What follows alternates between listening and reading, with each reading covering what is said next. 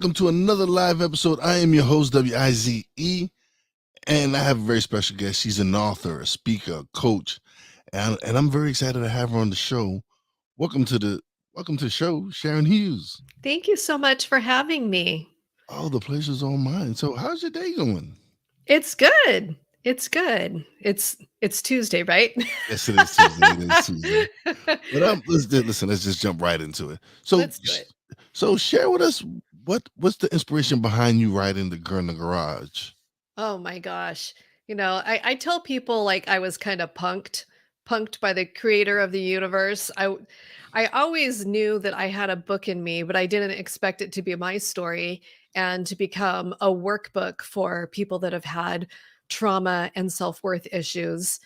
And really, the funny backstory is that I went to a speakers conference and I had something very safe to prepare. And I felt like I was being told that you need to tell your story. And so I started reaching out to different friends and saying, I think I'm supposed to tell my story, but I couldn't get anybody on the phone. And I was really struggling with whether to do it or not. And I was getting messages back from friends that were like, "Oh, you're fine. Just tell your story. We're going to dinner." Like, you don't quite understand because you don't know the whole story. So I ended up telling my story in 3 steps to letting go of your past. And when I walked off the stage, I knew that was the book, The Girl in the Garage. So I'm the girl in the garage, in case you didn't guess that. No, it's great. Sometimes I feel like everybody has a book inside of them. They just Yeah. don't know how to let it out. Yeah. Yeah, especially when it's like a crazy story because a lot of people put their stories out there, but you need to be super mindful of your audience, especially when you're dealing with something like trauma because you don't want your audience to be triggered. So, for anybody that's curious about the book, it's very PG. So, if you've had some trauma, you should not be triggered. I can't promise anything because, sometimes we still get triggered, but you should find comfort in it. Yeah, no, it is. Everyone has their story. I've had some tragedies in my life, and it's molded and shaped me into who I am. And of course, Mhm. every everyone. The reason I started the podcast was because I got furloughed from my job, Mm. and I wasn't working, and I had been wanting to do a podcast.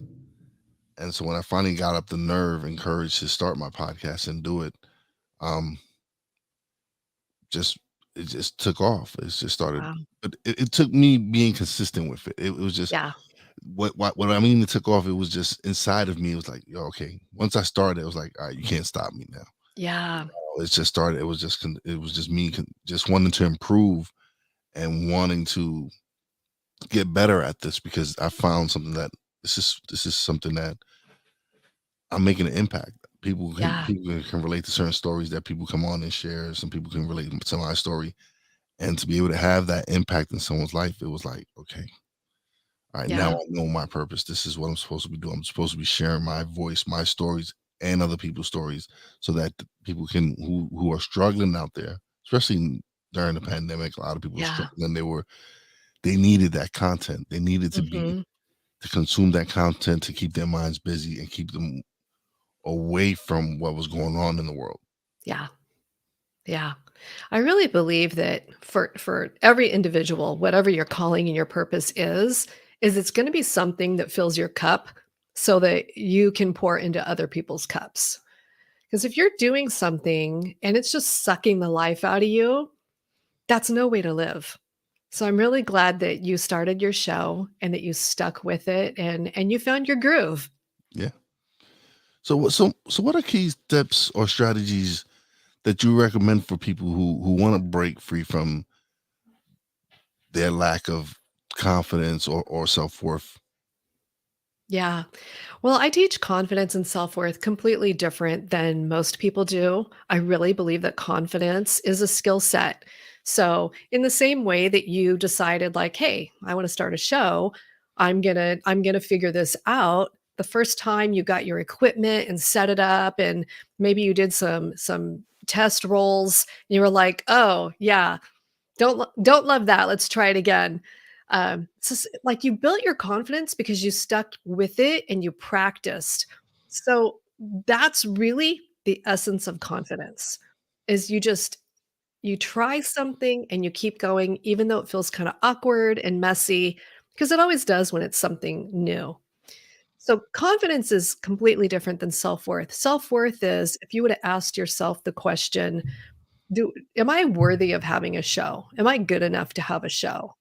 And then once you started to get success, started thinking, "Oh, if people knew that, over here in my personal life, I struggled with this or that, they wouldn't listen to my show." Like kind of like an imposter syndrome type of thing, or feeling like you're not worthy of love because you've made a mistake. All those type of things are indicators of a self-worth issue. And a lot of times it's deeply rooted in something that has happened that's really wounded us, most likely in childhood, and somehow it takes root, and it just seems like, as you go through life, something gets piled onto that type of scenario that grows it, and after a while, you've got this mountain that you're looking at that becomes something very difficult to manage. No, you're absolutely right.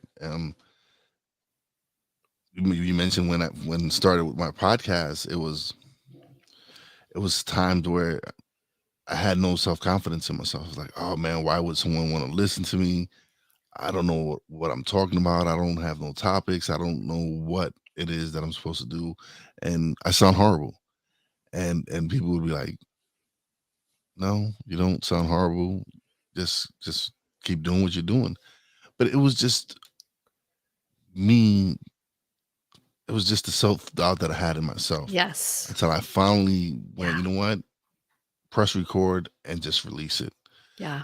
And that's what it took. It took me finally building up the courage to just because all I was doing was record and delete, record and delete, record and delete. Mhm. And I was because I'm like, I'm waiting for the perfect time. There is no perfect time. How am I gonna know if I'm good at it if I'm not Yeah. putting it out there? Yeah. I think what you just said is such a key point is that it was self-doubt. Because as you were saying it, I was thinking, that's self-doubt. That's not a lack of confidence. Yeah. So it's really important that let all of us recognize that because it's okay to have self-doubt. It's okay to be like introspective and go, maybe you embark on something, you go, what am I doing here? Like, like, does this make sense? Like, we want to make really wise decisions. And sometimes when we make a decision that doesn't work out, we can get really down on ourselves. But we have to remember this: we made the best decision that we could at the time with the information that we had. And so what happened? Let's say the podcast didn't work out. You still learned a whole bunch of skills and you probably had a good time at some point. Yeah. Like you learn, like everything is about learning. I get really frustrated with this world that makes it all out to be it's like win or lose. It's like always this win or lose. Like why can't it be win, grow, win some more, win bigger, grow some more? Like what's this whole lose thing about? And you know what? It's I've come to not look at it as losses. It's to me is now lessons being learned. Yeah. It's Mhm. if you look at it as losses, then that's gonna make you it's gonna hurt. It's gonna feel bad inside. Like nobody Yeah. wants to think of themselves as a loser. But if Yeah. you go and look at it as lessons learned, Mhm. and like, all right, this didn't work for me. Let's Yeah. what can I do to change the results of that? What Yeah. is it that I have to do within myself that's gonna Mhm. help me change the results? Yeah. Yeah, and that's a super healthy way, like an emotional well-being, healthy way to look at something. It's called reframing, basically. Yeah. No, it's like you said, even if even if the podcast wasn't successful, I've learned skills Mhm. that I can apply somewhere else. I've learned how to edit Mhm. audio. I've Yeah. learned how to edit video. I've Yeah. learned how to create. titles and graphic designs and all these different things, skills that I didn't have prior to starting my podcast. So now these are Exactly. skills that people are paying for. Yeah. There's a lot of people who don't want to sit down and edit their podcasts. Yeah. It can be frustrating. It can be. Editing is, like, and that's a skill set. You have to be, like, precise. Yeah. I edit my own show too. I haven't dropped an episode in a while. My Mac went down and I was using GarageBand and I was like, "No, come back to me." Yeah, that's a whole nother story. But so you have a podcast. I do. Uh, Yeah. what's the name of your podcast? Called to confidence. Because And I really believe that we're all called to confidence. I don't believe any of us are called to unworthiness. Like, even when you say the word unworthy, like, your body just shifts. It just makes you feel bad when you're like, "I'm called to be confident." Wow, what does that mean for me? What would that look like for me? How could that affect my life, my community, my family, my career? It's a whole different, like, shift in your body, shift in your mind. Yeah, it's cool.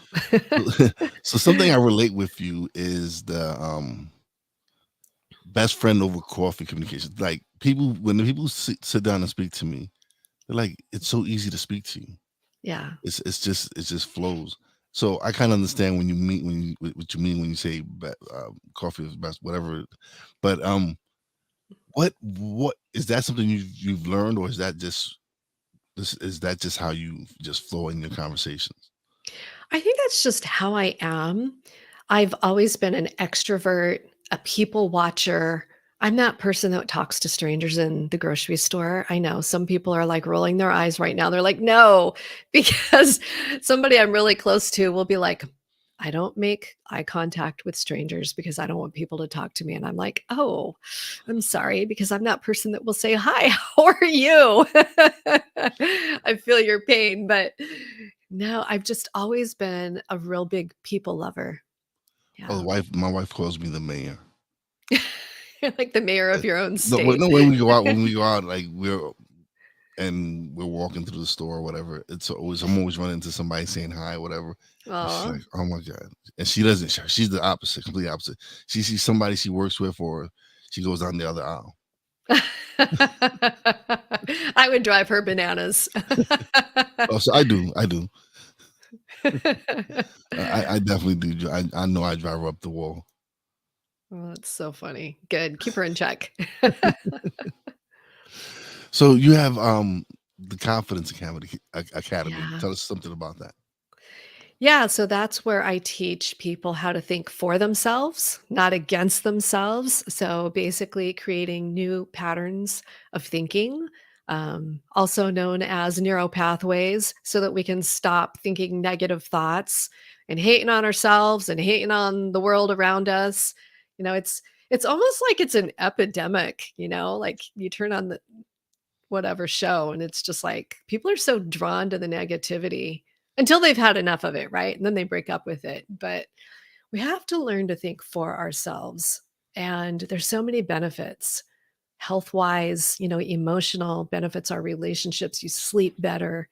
So I teach that, and I'm getting ready to completely relaunch that with a leadership aspect that I'm really excited about, because a lot of people get promoted and they've never had that opportunity to learn how to lead other people, because we want to be leaders, right? We don't want to manage people. I feel like managing people is just like, that's kind of like a depressing way to look at things. Like, who wants to manage somebody? And I say that because, um, okay, I'm going to tell you a little secret. For a really long time, I had a lot of people in my life that they kind of tolerated me. I felt like I was something for them to deal with or to manage. You know, I wasn't being celebrated for being the crazy extrovert that talks to everybody. And then I came into a place where people started calling me sunshine. Like, if I said, "Hey, good morning," they'd be like, "Good morning, sunshine." And I was like, "Okay, that's weird." And then somebody wrote me a note, and it really brought tears to my eyes. But they were like, "You don't know the effect that you have on other people because you're always so upbeat." Like you're always, saying good morning, offering to grab somebody a coffee, whatever. And I think that that's a really good lesson for a lot of us because we go through life and we're just kind of, doing our thing. People are not necessarily always going to open up, but you don't know the impact that you have on other people. And it's so important to be aware of that because it works both ways, right? Like it works in that positive way. Or the person that's like, remember Eeyore from Winnie the Pooh? He's always like, why bother? He's just like so depressed. It's like, well, we don't want to be that. We can have that effect too. So yeah, that's a little secret I've never told on a podcast. All right. So okay. I've learned a lot within for the last oh my so when I in 2008 my wife passed away in a car accident, but she's the one who Whoa. introduced me into the world of self-development and self-love Oh, wow. and so I've always said she was preparing me for what was to come. Wow. And of course I kind of lost myself for a while because it was like one tragedy after another. Mm, But when I've not finally decided to to to seek the help that I needed and turn my life around yeah. and got back into the self development and self love, and things just started changing for the best. I met my wife that I'm with now. Um, Started a great career that it's an easy job, and it allows me the time to come in now do my podcasting. Mm, So once I stopped being angry, because I mhm. was angry for quite a while with God and life and everything with everything Yeah. that went on, and decided to and really decided to flip that switch and be like, why am I so angry? The things that happened to me were out of my control and out of my hands, and I should and I needed to really Mm, change, just forgive and just realize that, hey, this is life, this happens. You can continue to be angry, or you can actually start serving the purpose you're here for. mm, And so when I shifted from that mentality and got back into the self development again, I said I attracted attracted my wife into my life now. Uh, I have wonderful friends that, especially mm, right, one of them is on the in the chat right now, Ben Seller the third. mm, These started building these relationships and truly found my purpose in doing my podcast, to be able to share my story. Like I said, be able to share what's going on in my life, or my guests sharing what happened in their lives, and having people send messages like, I needed to hear that story today, or I mm. needed to hear that other story, or Yeah. I needed to hear that message. Yeah. And so I'm blessed again, like I said prior to Yeah. us starting the show, I'm blessed being able to do this. Yeah. Yeah. I think what you just said is like literally the golden ticket. You decided to stop being angry. You decided to move your life forward. That is literally the golden ticket right there. Like we could just stop the show right there. That's it. Mic drop. Golden ticket. Stop being angry. Because really we get to choose. So that's one of the principles in my book is you have the power of choice. It's like a superhuman superhero power. You get to choose everything. What Mhm. socks you're going to wear, what sandwich you're going to eat. Are you going to pay your bills? Like everybody says, "Oh, I have to pay my bills." No, you really don't. There's consequences if you don't. There's a Yes. better consequence if you do. But nobody has to do anything. We all have choices. Yeah. So you chose to move forward. You chose to stop being angry. So when you realize how powerful that choice is, everything changes for you. So that's literally like step 1 in my book. So thank you for the setup. That was great. So what's step two? Step 2 is let's get down to brass tacks of what have you been dragging around in your life, like your whole life. So I'll tell you a story. I had really, really crazy upbringing from abuse, parental abduction, homelessness, like everything was crazy. I know I don't look like it, but I think that's why people they'll listen to me because they'll be like, really, you? Yeah, all You'd be that and amazed. more. You'd Like, be amazed. You'd be amazed at some of the stories. Like when people find out that I was homeless, they're like, "You?" But they don't believe those. They don't believe. They look at you yeah, now because they see you as the person now, and yeah, can't imagine you as that person or going through whatever you were going through at that moment. yeah, And, that's and so true. yeah, I understand. I understand that where people Yeah, look at you now and be like, "Nah, you weren't homeless, or you didn't go through what you went yeah, through." And it's and then when they truly do hear the story, they're like, "Oh my god!" yeah, It's just a different. Yeah, it's different. It's crazy that people would you would be it would be amazed at some of the stories that you hear from people, and you're like, wow, you went through that. yeah. Yeah, when I was 17, my high functioning alcoholic father kicked me out. And so when, most girls were learning how to drive and getting ready for prom and all that stuff, I was couch surfing until I caught up with an older brother. He was a lot older than me, and he was a drug dealer and his wife was a stripper. So it was like the perfect environment for a 17-year-old girl. But, it was the grace of God that I didn't end up going down either one of those paths, but I really wanted the American dream. I wanted the house with the dog in the yard and the picket fence and baking cookies and all that. So, getting to step 2 is what I was dragging around about myself was that I was a throwaway. I was no good because of all the abuse I'd been through. It really culminated when I was 16 and I went to a Halloween party. I went with an older boy. That's bad just as soon as I say it. Bad thing to do for a 16-year-old to be out with, I don't even know how old he was. He was in college and he had a car. Really didn't know this guy very well, but he worked at a restaurant that my mom and stepdad and I would go to. And anyway, so he invites me to this Halloween party at one of his sister's homes. When we got there, older boy is not very interested in, the young high school girl. And I was really bummed out because I didn't know anybody at the party. I didn't really know what to do with myself. I was like, well, this is no fun. Well, another sister hands me a drink. I take the drink in the bathroom and I take a few sips and, I'm fixing my costume. And immediately I'm feeling so tired. And I remember thinking, I need to lay down on the floor for just a minute. And 7 hours later, I woke up in a garage at another location being assaulted by the older boy. So when I got home after 4 in the morning and parents weren't up, front door was locked, the light was off. When they finally opened the door, they just looked at me. They didn't say, "Are you okay? What happened? Where have you been?" Nothing. And it wasn't dealt with. It never was. And that was really what sealed to me, "You're no good. Nobody cares.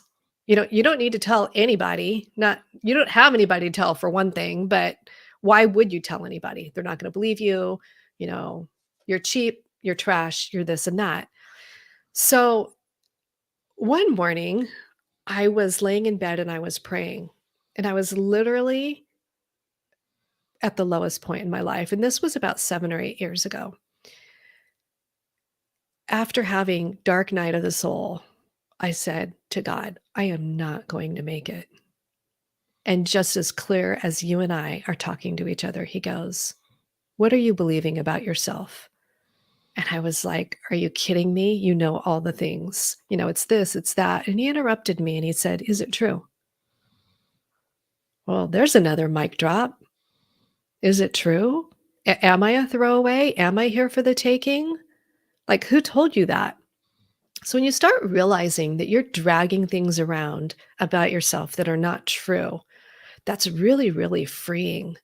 And it allows you to go into step 3 and say, okay, if I'm not that, then who am I? So a few years ago, I was working in corporate training, and it was right after I'd received those 2, I call them the God questions, because they're not just for me, but they're for everybody. And I was like, I'm taking this into corporate training because I was given free creative reign, just basically do anything that I wanted.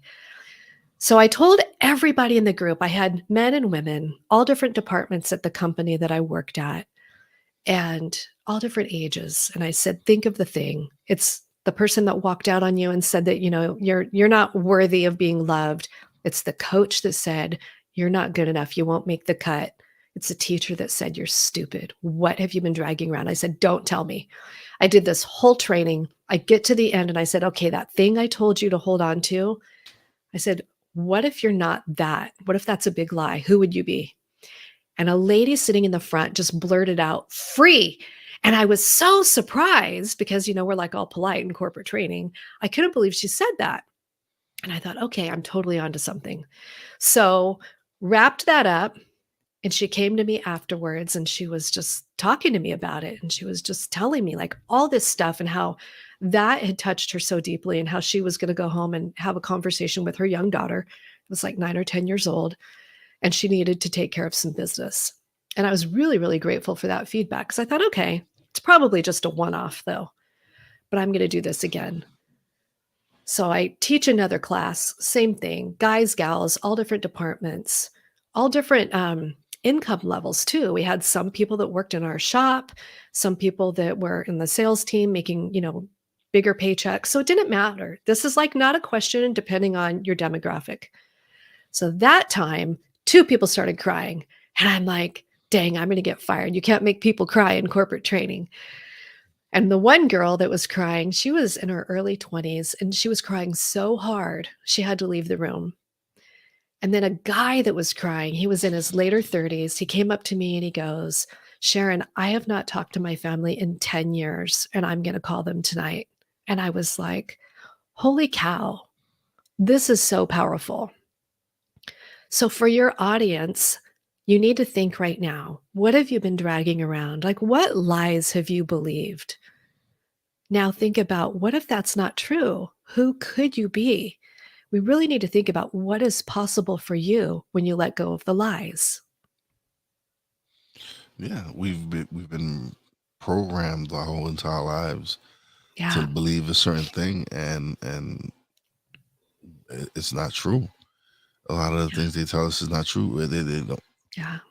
We're capable of so much more, Yeah. and but like that programming is so strong that people just don't have the confidence and they don't believe in themselves and they don't believe that they're capable of such amazing things. Hmm. It, and then it's and I understand because I was one of those people. Yeah. I was someone who didn't believe in myself, who didn't have the confidence, who didn't know what my purpose in life was. It took me 40 something years to figure out my purpose. Yeah. Yeah. I think I And was in my late 40s when I started really doing the work. I won't tell you how old I am now. we'll keep it out. We'll keep it a secret. But no, it really is. It took me to my 40s to realize this is what I want to do. This is what I'm here for. Yeah. And to finally be able to find that and be able to share that with other people and be able to figure it out for myself, just within myself, it's changed a lot now because now I'm more into really wanting to share and help as many people as possible. Yeah. And people, and one of the things people ask me, oh, how do you, what's success to you? It, it's being able to impact one person's life. That to me is success. If I'm able to help one person change their lives and help change change the way their life is going, then Yeah. I'm doing the right thing. Totally. Totally. That's so beautiful. Like you and I would not be sitting here right now if we had not made the decisions that we made. You to This start a conversation won't be show. happening. Yeah, Yeah. Me to tell the story. You to invite me on. Everything is a decision. Every single thing. Yeah. it's had we not made the decisions to do what we're doing, none of the conversations I've had, none of the podcasts you've appeared on, none of those things would have happened. But it took us making those choices, Yeah. making the decision to do that. And you know what's really cool is we don't know how many people will listen to this and how much it will change their life. Like, even it could be like a year, somebody's scrolling through all your shows and they just happen to land here and hear one thing, like what you said, you decided not to be angry. It's like, bingo, you win. Like, there you go. Yeah. No, it's you laugh, we laugh now, but it's just amazing. Like you Mhm. didn't. It took so long to realize this is something that people should be learning from a very young age, and Yeah. it's crazy because that's when we really start. The programming starts beginning is when we're kids, when they start limiting us with our beliefs and telling us, oh, we can't accomplish Mhm. this, and that's where a lot of the stuff starts happening. Yep. Yep. Okay, you and I just solved all the world's problems. We can go on vacation now. Let's No, go. yeah, right. We're done. Yeah, no, but no, but doing the show and being able to, because when I first started, it wasn't the show that it is now. It was Yeah. me more focusing on all the nonsense that was going on in the news and everything. It's just me venting, and I enjoyed doing the podcast, but it wasn't until I started interviewing people and having much more conversations, which then I decided, like, this is what I want. I want to be able to have these conversations, have people come on and share their stories, and have it be much more positive, of a much more positive impact than just coming on here and talking about all the negative stuff that was going on, all the politics, all Yeah. the hatred and all this stuff. And I wanted to focus more on just putting out positive content, putting out stories of people of, yes, they had tragedy in their life. Yes, they had things going, but how they were able to overcome it and change their Mhm. lives. And that's what I wanted. It was like, you know what, this is what I really want, is to be able to put these Mhm. stories out there and put these messages out there, and just hopefully just touch one person's life. That's so cool. And That's so cool. it's been, just to see the growth, just to see from where I started at to where I'm at now, it's night and day. Oh, I bet. Yeah. It, my Yeah. nephew's like, when I released the first episode, it was probably like 5 minutes long, and seriously, it was like 5 minutes long. It was like a little introduction, and with each episode, it got longer. It got from 5 to 7 to 10, and so once I started building up my confidence, I was able to do 35 minutes, 45 minutes, couple of Yeah. shows. There's a couple of shows that are probably like 3 hours long that I had to do a two Wow. parts, two parts to it.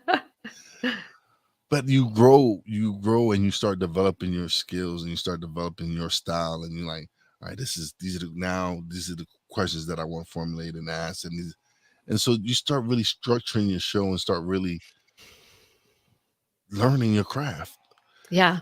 and it takes you wanting to improve and learn, and ask the questions and start taking the courses and start networking with amazing people, and again, not being afraid to ask questions. Yeah. Yeah. That's so good. That's so good that you just kept going. And like you said, like what you just laid out, it shows how like the confidence grows. Like that's case in point. Like so many people miss that. That's a lesson in itself. So you're probably going to really help people that want to learn something new to have that really that courage to step out. I was thinking about like when we were kids, I remember like we were skateboarding and riding our bikes and all that stuff. And if you fell off, like everybody fell off, right? Everybody fell down, skinned up your knees and elbows. But we always got back up and got on our bikes, got on our skateboards and kept going. So, what happened from when we were kids and we would fall to when we became adults and we would fall? Like, something's wrong here, you guys. Like, why is it now in our adult mind falling off the skateboard, falling off the proverbial bicycle? Why is that like, okay, game over? Like, why do we stop getting up? Like, something has happened to shape our thinking to cause that. So we need to undo it. Yeah, you're absolutely right. It's a big thing that's different now than when we were kids. When we were kids, you were taught, hey, you fall off the bike, pick yourself back up Yeah. and get on and ride and pedal and do it. And Yeah. so now it's like if people are afraid to fail, Mhm. people are afraid to fall down. Yeah. And that's not how you're gonna learn and grow. You have to take the risk.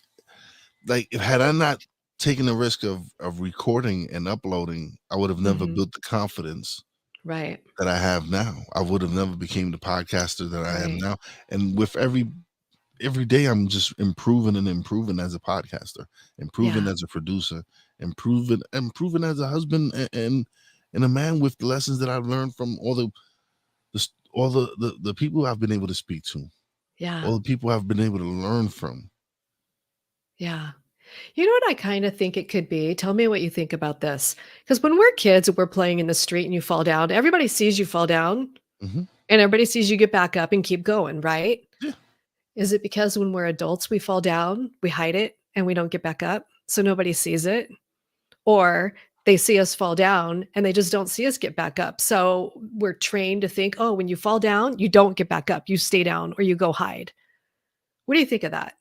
yeah, no. eh, I think we don't want people to see us fall down because they might judge us. Hmm. They're like, oh, he failed. He didn't. And instead of looking at it as like, all right, I fell down. Let me pick myself up, dust myself off, and try again, and go at it again. Yeah. And that's what life is. You listen. You're gonna fall down. It's how you pick yourself up Hmm. and continue with your journey and continue to grind Yeah. and do what you have to do to basically live life. I think that you and I are supposed to normalize falling down and getting back up Yeah, so that we can pass that baton. Okay. Are you in? I'm in. I'm in. Cool No, beans. no, but that's what it is. Yeah. That's why this conversation is being had. Yeah. It's so that people can listen and understand that. Listen, it's all right for you to fall. Yeah. It's okay. Totally. It's so cool. It's You're okay for so you. fun. You're making it fun. But I just, you know what it is. I'm just me. I'm just me. I'm Yeah. not trying to be someone else. These are the conversations I love to have. Yeah. These- you're the people I want to speak to. You're the people I want to be able to share your messages. The way you look at life. You look at life. Hey, listen. Yeah, I've fallen into my life. I've picked myself up, and here I have a message to share with people to show you how I did it, how I've been able to pick myself up Yeah. and not let whatever was in my past keep me back there. And Yeah. all of us have it. All of us have that tragedy or whatever it is in our life that's holding us back. It's not willing to face those traumas in your life is what's keeping you back. Yep. So something you just said, I think was another golden ticket that it was about that getting up. Like that is another golden ticket. You're dropping a lot of truth bombs here, my Oh, friend. I try. I try. I try. We keep going, we really will solve all the world's problems. Well, That's awesome. no, it's listen, it's a lot of the problems that we have personally, Mhm. and and a lot of people won't admit it is self inflicted, Mhm. but we Mhm. won't we're quick to blame everyone else Yeah. instead of looking within ourselves and realizing like, hey, you're the cause of the root of 99.9% of your problems. Yeah, quite often. I know there's somebody I really like to quote. She came on my show a few years ago. Her name is Cy Wakeman, and she says, "Suffering is optional." And when she first said that, and I have a lot of respect for Cy. I think she's a modern day hero. I was like, Cy, that really pisses me off.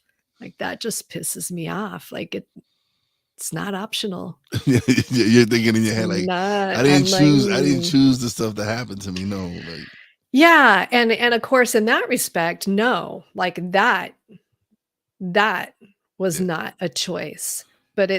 it's that mental place that we go to afterwards of when we're not staying in the truth. And a lot of times, like, it's not your fault because you haven't been taught that there's a different way to think. Yeah. But once you know that there's a different way to think, if you still choose not to and not to do that work, you're just robbing yourself. You're robbing the people that love you. You're robbing the world of a gift because probably whatever your gifting is, you're not going to use it. You're not going to bring that into the world. So that's how you rob the world of the gift. And then you're a thief because you're robbing the world. That's a whole nother topic. No way. But it's funny that you bring that. So there was a point when I felt I was being very selfish because I was enjoying these conversations too much. I was enjoying them. I was enjoying having these conversations with people who getting this knowledge. And a guest pointed out to me like, what's so selfish about this? The fact that you're learning and wanting to grow and develop, that's nothing but self-love. And the fact that you're sharing it with your audience, that shows that you're not selfish.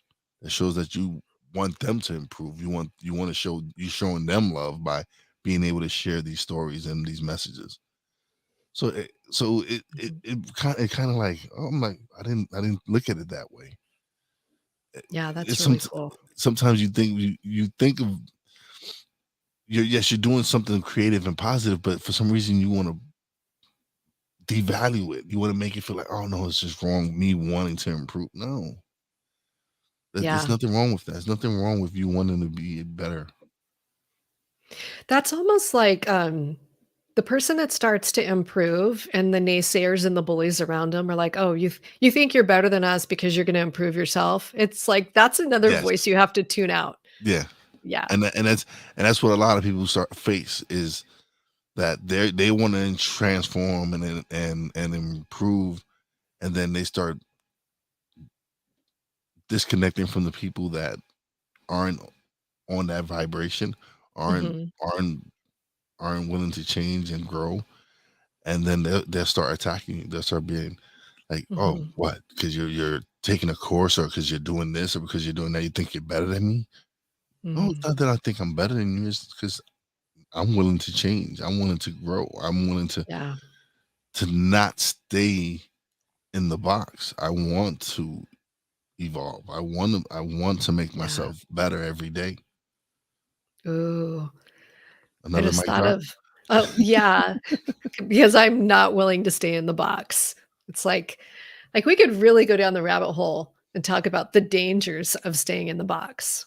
Ooh, ooh, that's a painful place to be in the box. It is, but we're so programmed that we think that it's better to stay in the box when it's not. That it is. Yeah, People really assume that it's better to stay in the box when yeah, and make fun and be like, oh, what and say that you're weird and stuff because you don't mhm, want to be complacent. You don't want to stay the norm. yeah. Why do we have to stay the norm? We're not the same. We're all different. So why do we have to stay the norm?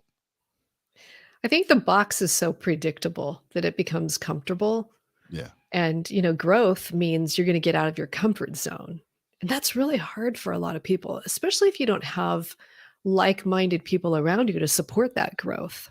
Hmm. I have a saying that you can't heal in the same environment that you were broken in. I'm sure there are those exceptions to that, but I think that's really true. That it was definitely true for me. I know sometimes you need to separate yourself from that pain, from that Yeah. situation and those circumstances. Yeah. But it's again, people are afraid of making that change. Mhm. People are afraid of what people might think of them if they step out of the box. So we should really ask, if you step out of the box, what's the worst thing that could happen? Because Mm, there's that's a good 3 question. questions. I That's a know. good There's question. That's a real good question. so the 3 questions are facing some type of a big challenge. Like, it could even be like you're afraid to give a presentation at work. Okay, what's the worst thing that could happen? What's the best thing that could happen? What's the likely thing that can happen? And the likely thing is typically kind of somewhere in the middle of the best case scenario and the In worst the case worst case, scenario. yeah. Yeah. E especially if it's, like, one of the first times you're gonna give a presentation.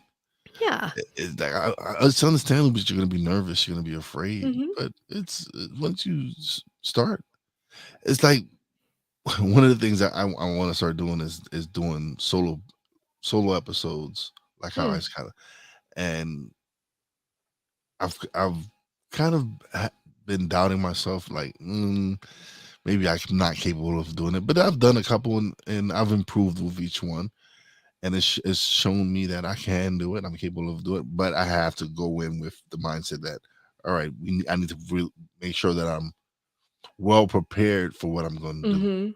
Yeah. Yeah, you can totally do it. I have no doubt in you. I'm Thank gonna send you a bill for that. you.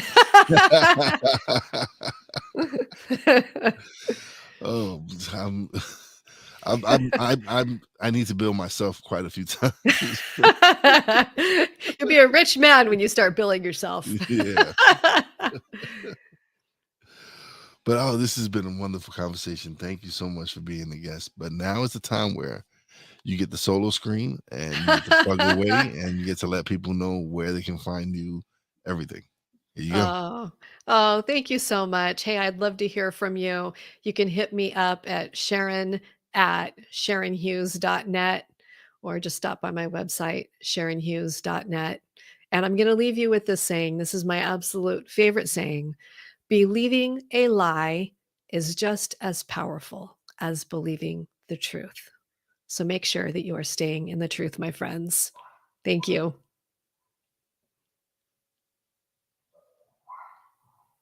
Ah, you're muted. Thank you very much. This was fun. You're awesome. I appreciate that. Thank you so much. This has been great. I've enjoyed this conversation a lot, and I honestly within the last 6 months, 6, 7 months to a year, the show's been the guests that I've been having on my show have been amazing. Cool. The conversations that I've been able to have, and and it's great the fact that if someone doesn't learns about me later on, I have a bunch of episodes and content that they can go back Mm, and but you have to I had to be consistent. I had to continue to do it. yeah. And so being able to, again, like I said, being able to do something that I love to do is a blessing, and I'm, I just have a great time doing it, man. I wish people could define the spot that I'm in when I podcast. Yeah. Yeah. Well, thank you for using your talents and gifts with the world, my friend. Thank you for being a wonderful guest. This has been awesome. Thank you. But don't leave just yet. Let me close out the show, and we're gonna chat a little bit off the air. But thank you once again for being a wonderful guest. Aw. Okay, don't tell any other pod hosts. You're my favorite. I won't tell him. I won't tell Shh. him. It'll be our Telling all my secret. secrets today. All right, let me close it out. But thank you once again. All right, so now it is time for shout outs. Big shout out to my Real Wise fam, Poppy J, Brandy J. Love you guys. Big shout out to the boss lady, Fina. Appreciate and love you, baby. Big shout out to Ben Sutherth the third for coming through. Big shout out to Facebook user 1 and 2. I don't know who it is just yet, but thank you guys for coming by and showing some love. And as always, a big shout out to all the essential workers out there. God bless y'all. Be safe. You know how your boy Wise does it. Peace out.